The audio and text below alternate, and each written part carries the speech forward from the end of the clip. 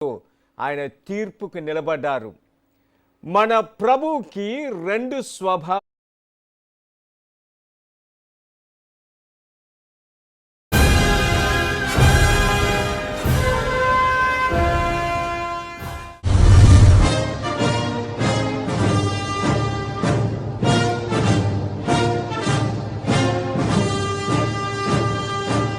హల్లెలూయా. ప్రియమైన సహోదరి సహోదరులారా, మానవ చరిత్రలో ఏ దొంగ కానీ, నరహంతకుడు కానీ, బందిపోటు దొంగ కానీ, ఏ ముద్దాయి కూడా ఒకే రోజులో 12 గంటల కాలములో వివిధ న్యాయస్థానాల ముందు నిలబడిన వ్యక్తి ప్రభువైన యేసుక్రీస్తు తప్ప మరొకరు లేరు. మానవ న్యాయశాస్త్ర చరిత్రలో ఆయన ఒక్కడే ముద్దాయిగా ఒకే రోజులో 12 గంటల కాలములో 6 వివిధ న్యాయస్థానాల ముందు, న్యాయమూర్తుల ముందు ఆయన తీర్పుకు నిలబడ్డారు. మన ప్రభువుకి రెండు స్వభావాలు ఉన్నాయి. ఒకటి దైవ స్వభావము, రెండవది మానవ స్వభావము. దురదృష్టమో అదృష్టమో రెండు స్వభావాలు కూడా మానవ న్యాయమూర్తుల ముందు ముద్దాయిగా నిలబడ్డాయి. మన ప్రభువుకి 3 మత సంబంధమైన విచారణలు జరిగాయి, 3 రాజకీయ సంబంధమైన విచారణలు జరిగాయి.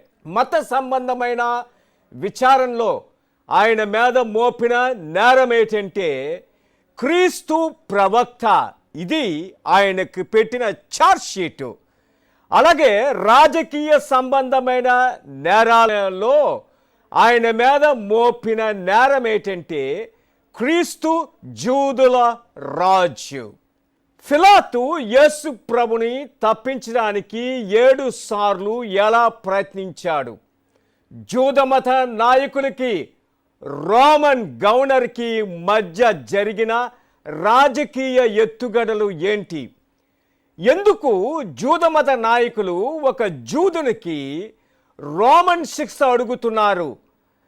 సాధారణంగా వీరి మోపిన నేరం ఏంటంటే ఇతడు దేవుని కుమారుడు అని చెప్పుకుంటున్నాడు కనుక మా చట్ట ప్రకారము ఇతడు చావవలసినదే. మరి అలాంటప్పుడు ధర్మశాస్త్ర ప్రకారము యేసు ప్రభుని రాళ్లతో కొట్టి చంపాలి. అయితే ఇక్కడ జూదమత నాయకులు అడుగుతున్నది ఏంటంటే రోమన్ గవర్నర్ని, ప్రొక్యూరేటర్ని అడుగుతున్నది ఏంటంటే ఇతన్ని సిలువలో కొట్టమని. సిలువ మరణాన్ని గురించి పరిశుద్ధ గ్రంథం ఏమీ చెప్పదు. ఒకే ఒక మాట చెప్తుంది, యేసు ప్రభువు 2 దొంగల మధ్య సిలువ వేయబడ్డారని. గాస్పలర్స్, సువార్తకారులు వారి పేర్లు కూడా వ్రాయలేదు. అయితే ఈ సిలువ మరణాన్ని కనిపెట్టింది ఎవరు? రోమన్లు ఎక్కడి నుంచి నేర్చుకున్నారు? యేసు ప్రభుకి ఎలా సిలువ వేశారు? సిలువలో కొట్టినప్పుడు ఆ కొట్టబడిన వ్యక్తికి ఏం జరుగుతుంది? యేసు ప్రభు సిలువలో 3 గంటలు ప్రాణముతో ఉన్నా ఆయన 7 మాటలే మాట్లాడడానికి గల కారణం ఏంటి? మన నలుగురు సువార్తల్లో ఒక ఆయన మెడికల్ డాక్టరు. ఈ రోజుల్లోన ఎవరైనా ఆక్స్ఫర్డ్ యూనివర్సిటీ నుంచి కానీ యూకేలో, అలాగే హెవార్డ్ యూనివర్సిటీ అమెరికా నుంచి కానీ మెడిసిన్ చదివి వస్తే ఎలాంటి గౌరవాన్ని పొందుకుంటారో ఆ రోజుల్లోన పురాతన కాలంలో గ్రీకులు టాప్ డాక్టర్స్. ఎందుకంటే ఎప్పటికీ కూడా ప్రతి డాక్టరు తీసుకునే oath Greek oath of hypocrisy. ప్రపంచంలో గ్రీకులు ఆస్ట్రానమీలోన అంటే ఖగోళ శాస్త్రంలోన, గణిత శాస్త్రంలోన, అలాగే వైద్య శాస్త్రంలోన గ్రీక్ కల్చరు ప్రపంచానికే చాలా గ్లోరీ. అలాంటి గ్రీక్ డాక్టరు లూకా తన సువార్తలో 22వ అధ్యాయము 42 నుంచి 44 వచనాలు చూసినట్టయితే యేసు ప్రభు గెత్సెమనే తోటలో ఆయన ప్రార్థన చేస్తున్నప్పుడు రక్తము చెమట రూపములో బొట్ల కింద పడిందని లూకా వైద్యుడు చెప్తున్నాడు. అంటే లూకా చెప్పేది ఏంటంటే యేసు ప్రభుకి ఒక సైంటిఫిక్ టర్మ్ హిమాటోడ్రోసా అన్న సిచ్యువేషన్లో ఆయన ఉన్నాడని చెప్తున్నారు. అంటే మినిచర్ హ్యామరేజ్ ఆయనకి కలిగిందని, ఆయన స్వెట్ గ్లాండ్స్లో నుంచి బ్లడ్ రక్తం తన్నుకొని పైకి వచ్చి కింద పడుతుందని. దీనికి శాస్త్రీయ కారణము ఏంటి? అలానే యోహాను సువార్త 19వ అధ్యాయం 34వ వచనంలో యోహాను ఏం చెప్తున్నాడంటే, అప్పుడు నేను చూడగా ఒకడు సైనికుడు ఈటతో ఆయన పక్కలో పొడిచినప్పుడు రక్తము నీరు ప్రవహించిందని చెప్తున్నాడు. ఇది చూచిన వాడు సాక్ష్యం ఇచ్చుచున్నాడు, ఈయన సాక్ష్యము సత్యమే అంటాడు యోహాను. యోహాను చెప్తున్నది సత్యమైనా, యోహాను చెప్తుంది మెడికల్ సైన్సెస్కి బద్ధ విరుద్ధంగా చెప్తున్నాడు. కారణం ఏంటంటే, ఒక వ్యక్తి చనిపోతే మెడికల్ సైన్సెస్ ఏమంటే చెప్తున్నాయి, ఆ వ్యక్తి యొక్క బ్లడ్ సర్క్యులేషను 8 నిమిషాల్లో ఆగిపోతుంది అంటుంది. అయితే ఇక్కడ యేసు ప్రభు చనిపోయి 3 గంటలు అయినా ఆయన బల్లెముతో పక్కలో పొడిచినప్పుడు రక్తము నీరు కలిసి రావడానికి గల శాస్త్రీయ కారణము ఏంటి? యేసు ప్రభు తలలో ఎన్ని ముళ్ళులు గుచ్చుకుపోయాయి, ఆయన శరీరం మీద ఎన్ని కొరడా దెబ్బలున్నాయి, యేసు ప్రభు రక్తం ఏ గ్రూపుకి చెందింది, యేసు ప్రభు యొక్క ఎత్తెంత, ఆయన బరువెంత, ఆయన మోసిన సిలువ నిలువు కర్రంత, అడ్డుకర్రంత, ఆ సిలువ బరువు ఎంత. అలానే పోంచస్ పిలాతు యేసు ప్రభుకు సిలువ మోయమని ఆ చట్టం చేసి డిక్రీ ఇచ్చినప్పుడు ఆయన ఏ రూట్ గుండా ఆయన సిలువను మోసుకొని ఎంత దూరము వెళ్ళారు? యేసు ప్రభు మరణ శిక్షకు సాక్షులు ఎవరు? అలానే యేసు ప్రభు సిలువలో మరణించిన తర్వాత ఆయన్ని సమాధి చేయడానికి డెత్ సర్టిఫికేట్ ఎవరిచ్చారు? యేసు ప్రభు సిలువలో ఏ రోజున కొట్టబడ్డారు? రోమన్ కాలమాన ప్రకారము ఏయుసి అంటే అబ్ ఊర్బే కొందితా అంటే రోము పట్టణ నిర్మాణ అనంతరము ఏ తారీఖున ఏ సంవత్సరంలో యేసు ప్రభు సిలువలో కొట్టబడ్డారు, అలానే ఏ తారీఖున ఆయన పునరుత్థానమయ్యారు. ఇలాగా మేడగది పాస్కా విందు నుంచి సిలువ మరణము వరకు కూడా జరిగిన ఆఖరు 23 గంటలలో యేసు ప్రభు జీవితంలో ఏం జరిగింది అన్న విషయాలు చారిత్రాత్మక ఆధారాలతోటి, శాస్త్రీయ రుజువులతోటి, భూగర్భ శాస్త్ర పరిశోధన అంశాలతో 20 సంవత్సరాలు నేను గెత్సెమనేటు గొల్గాథా అన్న అంశం మీద ఇజ్రాయేలు, రోమ్ దేశాల్లో రీసెర్చ్ చేసి అనేక లక్షల రూపాయల ధనాన్ని వెచ్చించి ఈ సబ్జెక్ట్ మీద 20 సంవత్సరాలు పరిశోధించడం జరిగింది. ఈ విషయాలే ఈ రానున్న రోజుల్లో మనము ఈ విషయాలు చాలా లోతుగా ఆలోచిద్దాం. ఇందులో చెప్పబడిన అనేకమైన విషయాలు మన పరిశుద్ధ గ్రంథములో సువార్థికులు రాసినవి మాత్రమే కాకుండా ఫిలో, ఫ్లేవియస్, జోసెఫాస్ రాసిన విషయాలు, అలానే జస్టిన్ మాథియరు, యోసేబియస్సు, పాపియాసు, ఇరేనియస్సు, ఇలా అనేక మంది చరిత్రకారులు, మొదటి శతాబ్దపు ఐ విట్నెస్ చూసిన వ్యక్తులు రాసిన విషయాలు ఇందులో మనము చూద్దాం. ప్రేమైన సహోదరి సహోదరులారా, మనము ఈ విషయాల మీద ధ్యానించినప్పుడు మనకు 12 విధాలైన ఆశీర్వాదాలు కలుగుతాయి. ఈ రోజు నుంచి మనము ఈ గెత్సెమనే నుంచి గొల్గాతా అన్న అంశం మీద యేసు ప్రభు జీవితంలో ఆఖరు 23 గంటల శ్రమల మీద మనము ధ్యానిద్దాం.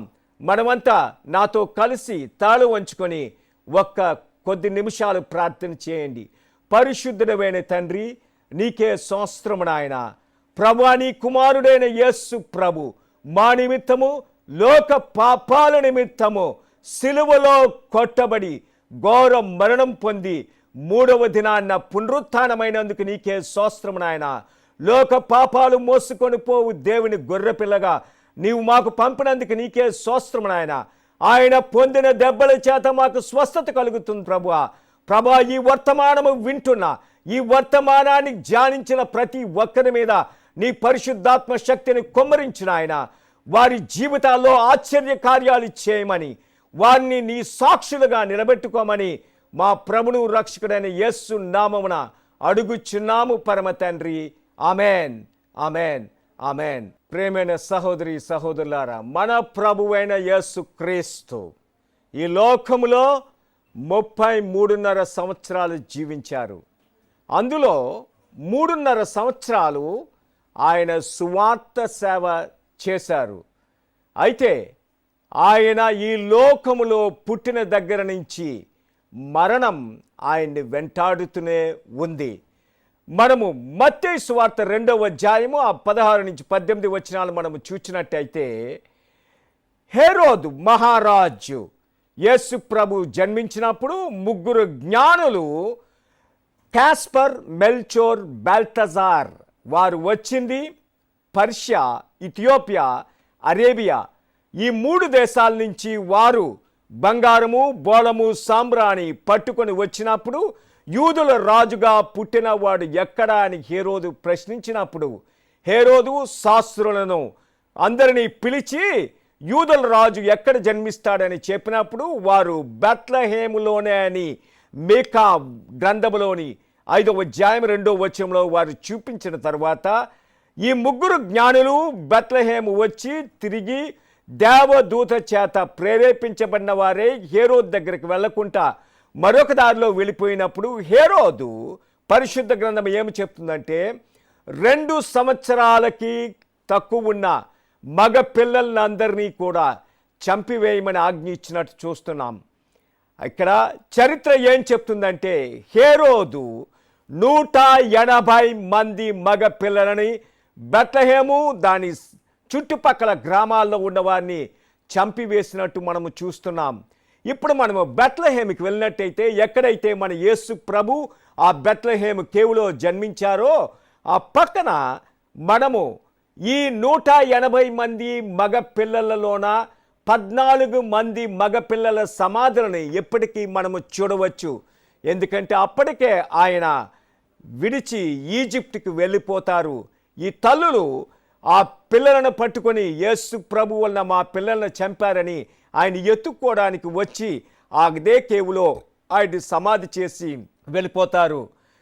అలానే ఆయన సువార్త పరిచర్య చేస్తున్నప్పుడు మనము లూకా సువార్త 4వ అధ్యాయం 16వ వచనం నుంచి 29వ వచనం వరకు మనము చూసినట్టయితే, ఆయన తాను పెరిగిన నజరేతు పట్టణానికి వచ్చినప్పుడు ఆయన సినగోగులోన ఆయన చదవడానికి యెషయా గ్రంథాన్ని ఇస్తారు.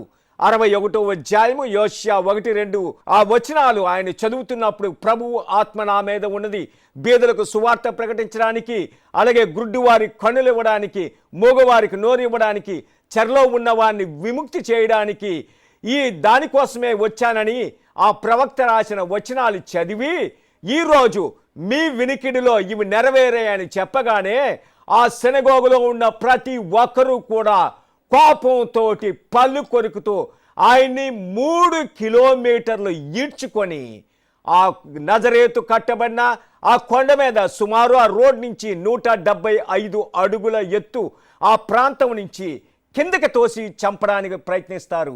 ఇప్పుడు మనం నజరేతు వెళ్ళినట్టయితే ఆయన ఎక్కడైతే ఏ సినగోగులైతే ఈ మాటలు చెప్పారో అక్కడ Greek orthodox church, synagogue church అని ఇప్పుడు మనకు అక్కడ ఉంటుంది. అలాగే మౌంట్ ఆఫ్ ప్రిసిపిటేషన్ అని ఎక్కడైతే ఆయన పడదోయడానికి చూసారో ఆ నజరేతు కొండ మీద ఇజ్రాయేల్ గవర్నమెంట్ ఇప్పుడు ఒక టన్నల్ చేసి డైరెక్ట్గా వెళ్ళడానికి ఆ కొండ కింద నుంచే టన్నల్ చేశారు. మొన్న పోప్ బెనడిక్ట్ ఆయన వచ్చినప్పుడు, నజరేతు వచ్చినప్పుడు అదే కొండ మీద సుమారు 10,000 మంది మధ్యన ఆయన ప్రసంగం చేయడం జరిగింది. అక్కడి నుంచే యేసు ప్రభుని తలకిందులుగా ఆయన చంపడానికి ప్రయత్నిస్తారు. అయితే ఆయన అక్కడి నుంచి తప్పించుకొని వెళ్ళిపోతారు. మరొక సందర్భం మనము చూసినట్టయితే లూకా సువార్త 13వ అధ్యాయములో 31 నుంచి చూసినట్టయితే మనకు కనిపించేది ఏంటంటే, హేరోదు అంతిపాసు యేసు ప్రభుని చంపడానికి ప్రయత్నించినట్టు మనకు కనబడుతుంది. అయితే ఆయన చంపలేకపోతాడు. అలానే యేసు ప్రభు ఒకసారి గొర్రెల ద్వారము దగ్గర కూర్చున్నప్పుడు ఆయన యోహాను సువార్త 10వ అధ్యాయము 30 నుంచి 39 వచనాలు చూసినట్టయితే, నేనును తండ్రిని ఏకమయ్యున్నానని ఆయన చెప్తాడు. ఎప్పుడైతే ఈ మాట అంటారో యూదులు మండిపడి ఆయన రాళ్లతో కొట్టడానికి ప్రయత్నిస్తారు. అయితే మరణం ఆయన్ని వెంటాడుతూనే ఉంది. మరొక సందర్భంలో ఆయన యెరూషలేము దేవాలయంలో కూర్చొని యోహాను సువార్త 8వ అధ్యాయము మనము చూసినట్టయితే అక్కడ కూర్చొని ఆయన ప్రసంగిస్తున్నప్పుడు ఆయన జూదులతో అన్నది ఏంటంటే, నేను అబ్రహాము పుట్టక ముందే ఉన్నానని.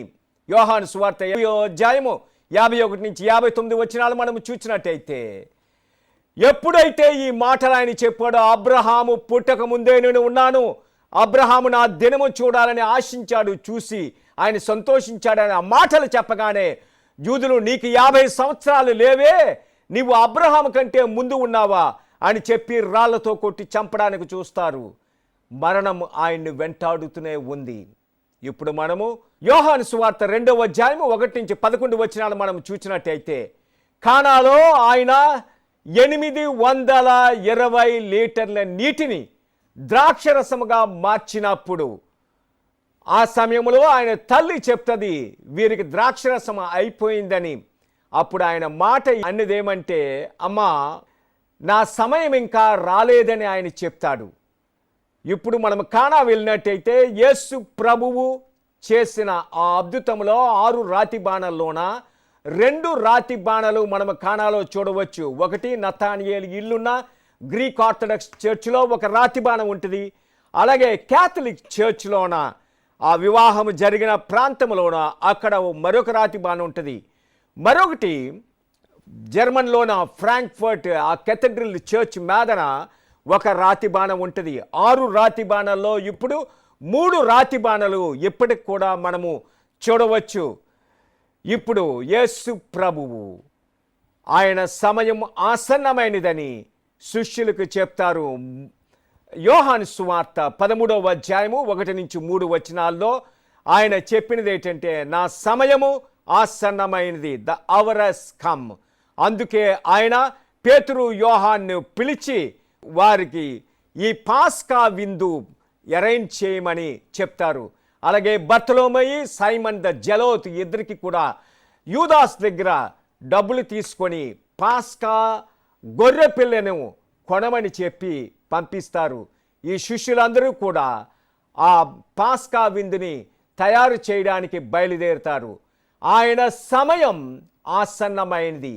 అదే రోమన్ కాలమాన ప్రకారము ఏయుసి అబ్ ఊర్బే కొందిత అంటే రోము పట్టణ నిర్మాణానంతరము 785 సంవత్సరము ఏప్రిల్ 6వ తారీఖు సాయంత్రం 7 గంటలే ఆయన సమయం ఆసన్నమైనది.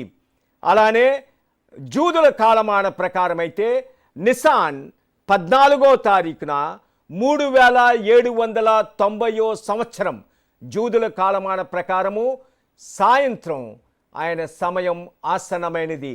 ఇప్పుడు మన ప్రభువు ఆయన 7 గంటలకు మార్కు ఇల్లైన మరియా ఆమె బర్నబాస్ యొక్క సిస్టరు వాళ్ళ ఇంట్లో యేసు ప్రభువు పాస్కా విందును ఆరగించడానికి ఆయన నిశ్చయించుకుంటాడు.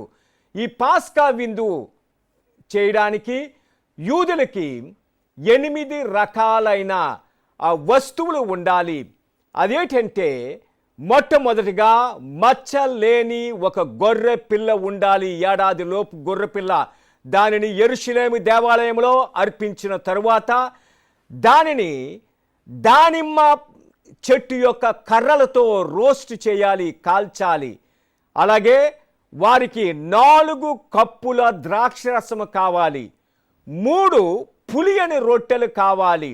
అలానే ఒక పాత్రలో ఉప్పు నీరు కావాలి, దానిని ముంచడానికి హిస్సోపు కావాలి. అలానే పళ్ళ ముద్ద, చెస్సరోత్ అనే ఒక పళ్ళ ముద్ద వారికి కావాలి. అదేంటంటే పోమోగ్రనేట్స్ అంటే దానిమ్మ పళ్ళు, ఫిగ్స్ అత్తిపళ్ళు, యాపిల్, తర్వాత బాదం ఇవన్నీ కలిపి చేసిన ఆ పళ్ళ పేస్ట్ కావాలి. అలానే 5 రకాలైన చేదు కూరలు కావాలి వారికి. అది హార్స్ రాడిషు, ఎండేవు, ఇలాంటి చేదు కూరలు, లేటీసు, ఇలాంటి చేదు కూరలు వారికి 5 రకాలైన కూరలు వారికి కావాలి. అప్పుడే జూదులు పాస్ ఓవర్ని సెలబ్రేట్ చేస్తారు. యేసు ప్రభు కూర్చున్న టేబుల్ మనలాంటి డైనింగ్ టేబుల్ కాదు, కానీ మనం మైకెల్ యాంజలో డివిన్సీ వేసిన ఆర్ట్ ప్రకారము యేసు ప్రభు 12 మంది శిష్యులతో పెద్ద టేబుల్ మీద కూర్చున్నట్టు మన కల్చర్లో ప్రకారం డైనింగ్ టేబుల్ మీద ఆయన కూర్చోలేదు. కానీ జూదులు తివాచీల మీద కూర్చొని స్క్వేర్ యూ ఆకారములో ఉన్న ఒక టేబుల్ మీద కూర్చుంటారు. అది 1 అడుగు ఎత్తు మాత్రమే ఉంటుంది, మన టీపాయ్ ఎత్తులోన. ప్రతి జూదుడు కూడా ఎడమ చేయి మోచేయిని దీని మీద పెట్టి, ఆ టేబుల్ మీద పెట్టి 2 కాళ్ళు వెనక్కి చాపి కుడి చేత్తో పడుకొని భోంచేస్తారు. అందుకే ఆయన కుష్టి వ్యాధి అనే సీమోన్ ఇంట్లో బెతనీలో ఆయన భోజనం చేస్తున్నప్పుడు మగ్దలేన మరియ తన కన్నీటితో ప్రభు పాదాలను కడిగి తన తల వెంట్రుకలతో తుడిచి స్పైకనాడు అత్తర్ని ఆయన పాదాల మీద పోయడం అలాగే జరిగింది. మనలాగా కాళ్ళు టేబుల్ కింద పెట్టుకొని కూర్చుంటే ఇది జరగదు. ఇక్కడ ప్రభువు ఆ మేడ గదిలోన తన పాస్కా విందును ఆరగించడానికి ఈ 12 మంది శిష్యులతో మార్కు ఇంటిలో ఆ మేడ గదిలో ఆయన ఆసీనులవుతారు.